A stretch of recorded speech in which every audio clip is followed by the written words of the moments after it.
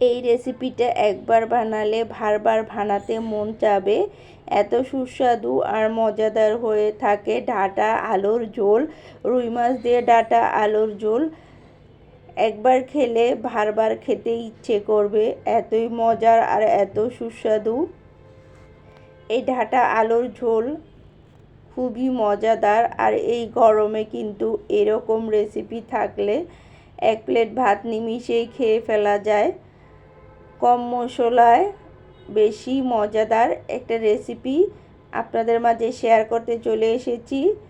Hello guys, আসসালামু আলাইকুম। সকলে কেমন আছেন? আশা করি আল্লাহর রহমতে ভালো আছেন। যে যেখান থেকে আমার ভিডিওটি দেখতেছেন প্লিজ একটা লাইক দিয়ে ভিডিওটি কন্টিনিউ শুরু করবেন, সবার কাছে অনুরোধ। তো প্রথমে কিন্তু আমি ডাঁটাগুলো বেছে নিচ্ছি। দেখুন খুব সুন্দর করে ডাঁটাগুলো সবগুলো ডাঁটা বেছে নিতে হবে।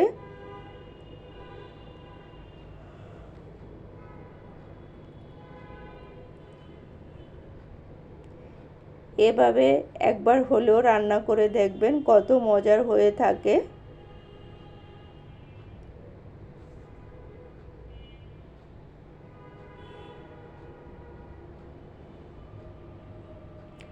ডাঁটা আলু দিয়ে ঝোল। তো আমি ডাঁটাগুলো বেছে নিয়েছি, সবগুলো ডাঁটাগুলো বেছে ধুয়ে রেখে দিয়েছি। এখন চলে আসলাম চুলায়। চুলায় একটা কড়াই বসিয়ে দিয়েছি। কড়াইতে আমি সরিষার তেল দিয়ে দিলাম। আমি মাছগুলো আগেই লবণ হলুদ মরিচ দিয়ে মেখে রেখেছি। এখন মাছগুলো ফ্রাই করে নেব। সবগুলো মাছ খুব ভালো করে ফ্রাই করে নিতে হবে। তো এক এক করে সবগুলো মাছ আমি কড়াইতে দিয়ে দিচ্ছি।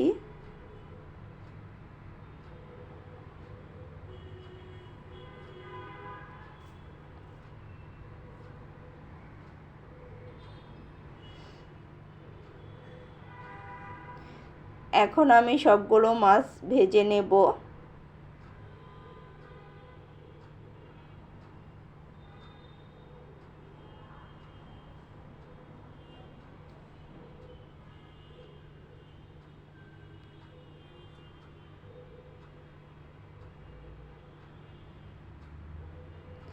উল্টে পাল্টিয়ে এখন মাছগুলো ভেজে নেব।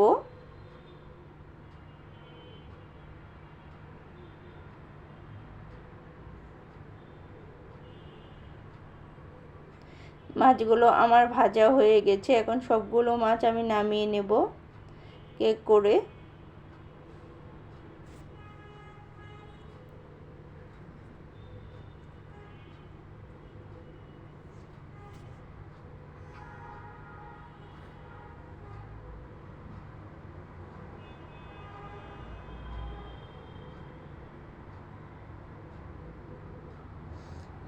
এখন আমি ডাঁটা আলু দিয়ে দেব এই কড়াইতেই। ডাঁটার আলুগুলো ভেজে নিতে হবে, সুন্দর করে ভালো করে ভাজতে হবে। মিডিয়াম আঁচে আস্তে আস্তে ভাজতে হবে। আর এভাবে ভেজে ডাঁটা রান্না করলে খেতে এত স্বাদ হয় যা বলার বাইরে।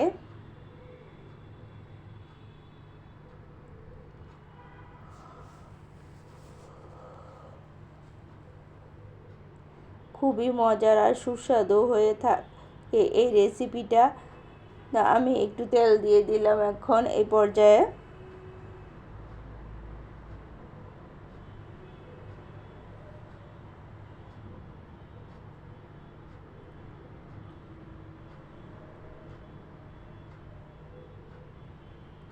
সুন্দর করে ডাঁটাগুলো ভেজে নিয়েছি। ভেজে নেওয়ার পর এখানে আমি একটু একটু করে মশলা দিয়ে দেব। হলুদের ফাঁকি, মরিচের ফাঁকি, ধনিয়া ফাঁকি, জিরা ফাঁকি, আদা রসুনের পেস্ট দিয়ে পানি দিয়ে লবণ দিয়ে ভালো করে কষিয়ে নেব, যাতে মশলাটা কারির গায়ে একদম লেগে যায়।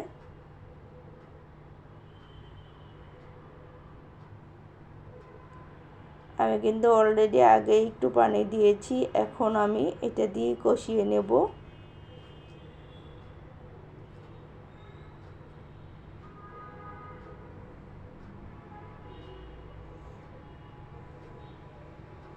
এখন ভালো করে নেড়ে চেড়ে দেব, নেড়ে চেড়ে মিশিয়ে নেব।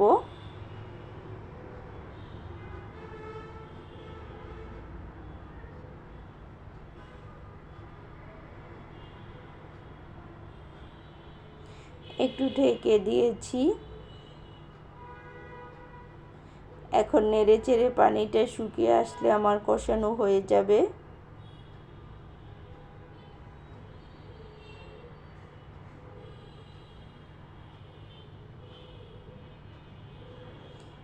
এই পর্যায়ে আমার কষানো হয়ে গেছে, আমি পানি দিয়ে ঝোল দিয়ে দেব। এখন আমি ঝোল দিয়ে দিলাম, ঝোল দিয়ে ঢেকে দেব, বলক আসা পর্যন্ত অপেক্ষা করব।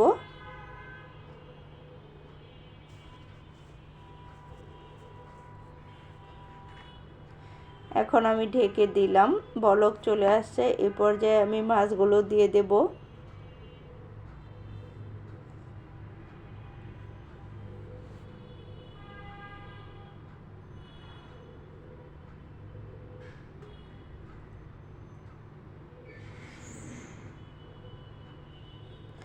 মাছগুলো দিয়ে এখন নেড়ে চেড়ে কিছুক্ষণ রান্না করে নেব। ডাঁটাগুলো সিদ্ধ হওয়া পর্যন্ত অপেক্ষা করব।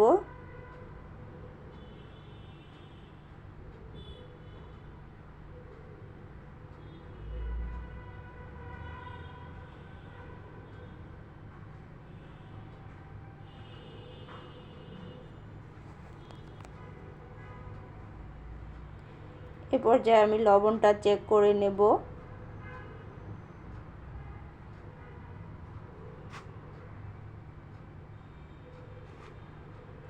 যারা যারা এতক্ষণ ধৈর্য সহকারে আমার ভিডিওটি দেখতেছেন, প্লিজ লাইক দিতে ভুলে গেছেন, একটা করে লাইক দিয়ে দেবেন। আপনাদের একটা লাইক আমার অনেক মূল্যবান। তো মাছগুলো উল্টিয়ে পাল্টিয়ে নিচ্ছি। আমার তরকারিটা রান্না প্রায় হয়ে গেছে, আমি এখন নামিয়ে নেব।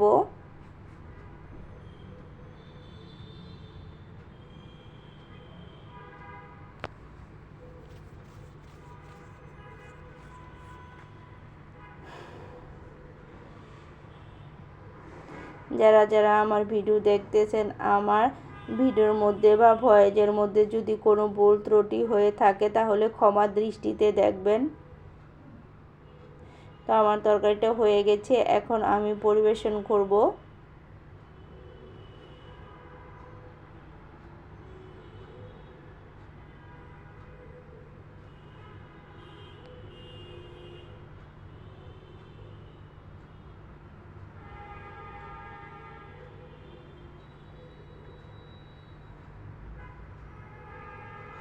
এ পর্যায়ে আমি বিদায় নেব। সবাই ভালো থাকবেন, সুস্থ থাকবেন, সবার জন্য অনেক অনেক দোয়া, আর আমাদের জন্য দোয়া করবেন। অনেক অনেক দোয়া ভালোবাসা রইল। এ পর্যায়ে আমি বিদায় নিচ্ছি। আল্লাহ হাফেজ, আসসালামু আলাইকুম।